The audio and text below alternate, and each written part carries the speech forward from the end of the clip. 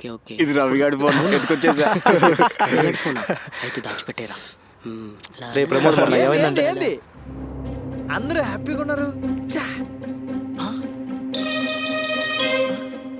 ఏమైంది mom? Phone కనిపించట్లేదు mom. Wow, phone కనిపిస్తలేదా? వావా ఏంది మా నా ఫోన్ కనిపించట్లేదంటే వావ్ అంటున్నావు?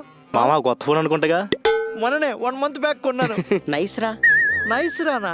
ఎవడు కొట్టేస్తాడో కానీ వాడు సెట్ అసలు. అవునరా. పిచ్చి పిచ్చిగా ఉందా? ఫోన్ కనిపించట్లేదని నేనేం బాధపడుతుంటే మీరు ఆనందపడతారేంటి? ఆనందపడట్లేదు మామ్, బాధపడుతున్నాం. మేము కూడా సేమ్ నీలాంటి సిచ్యువేషన్లో ఉన్న ప్రతిసారి నువ్వు ఇలాగే ఆనందపడేవాడు గుర్తుందా? నువ్వు ఆనందపడడం తప్పు కాదు మామ్. పక్క వాళ్ళు బాధపడుతున్నప్పుడు పైచాచికి ఆనందం పొందుతావు చూడు, అది కరెక్ట్ కాదు మామ్. కానీ నీ వల్ల నాకు మంచి జరిగింది రవి. మొన్న నాకు నా పిల్లతో బ్రేకప్ అయినప్పుడు ఎక్కడ నేను బాధపడుతుంటే నా బాధను చూసి నువ్వు హ్యాపీగా ఫీల్ అవుతావు అని చెప్పేసి నేను హ్యాపీగా ఉన్న ట్యాగ్ చేసినారా. బట్ నాకు అర్థమైంది ఏంటంటే మనకు లైఫ్లో కష్టం వచ్చినప్పుడు మనం బాధపడే బదులు మనం నవ్వితే చాలా హ్యాపీగా ఉంటుందిరా. థ్యాంక్స్ రా రవి.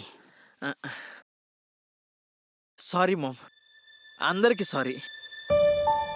నేను కూడా మా వైఫ్ని ఇలాగే చాలాసార్లు ఇబ్బంది పెట్టాను. ఫోన్ చేసి సారీ చెప్పాలి, కానీ నా ఫోన్ కనిపించట్లేదు. రేయ్, మాట్లాడమంటావా? ఇచ్చేద్దాం. అరే రవి, ఇదిగోరా నీ ఫోన్. ఇందాక మీటింగ్లో ఉన్నప్పుడు మర్చిపోయావు. Thanks ma'am. Sorry once again.